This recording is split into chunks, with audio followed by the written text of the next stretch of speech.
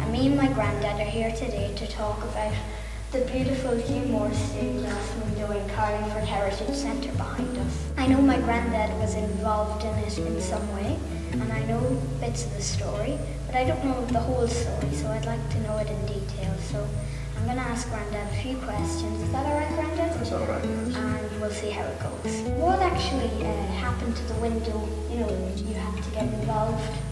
Well, there was a very bad storm, heavy rain and high winds, and I got a phone call the next morning from Des Savage to say that the window had been blown out in the church. Did anyone go with you?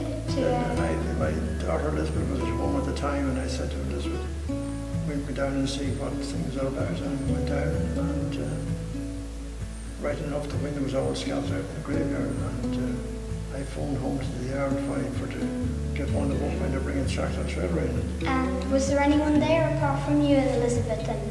There was, when we were coming in the gate that morning, why there was 3 young fellas coming in the gate with sticks in their hands. Now I don't know what they were going to do, but I never asked them who they were, I guess. And I was just thinking after we got there in a good time. Do you know how you picked up, you know, all the pieces of glass, like without like giving yourselves big cuts? Because it's quite sharp glass.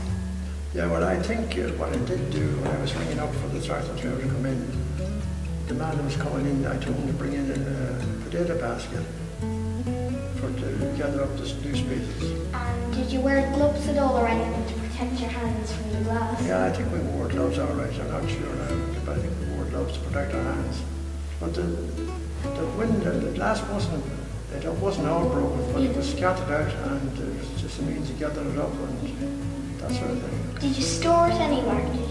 Yeah, we put it on, we carried it down, put it on the trailer, and we covered it, and then took it back to the farmyard and back into a shed.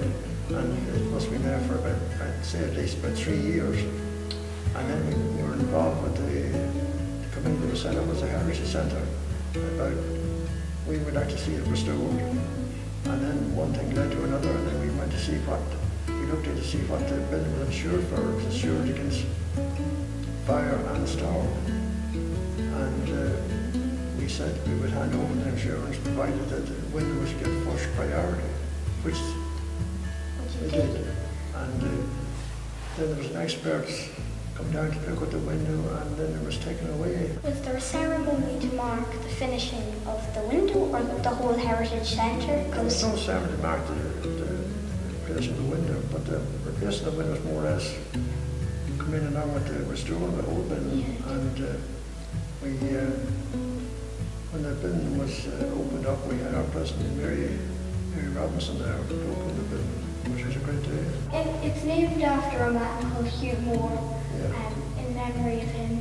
And so were any of the Moores involved in anything, you know, to do with the window? Were they there in the opening? Were they involved in the restoration? No, they weren't involved as far as I know, because I think it's a family that has died out, and I don't know of any connections with them at all. And is there anything else you would like to tell me about the window, or about the Heritage Centre, or just about anything in the... Well, I'd like to say that the Heritage Committee done a very good job in restoring the building and tidying up the graveyard. Because it is in very good condition. The graveyard and the building is a very big part of Carlingford village. It is.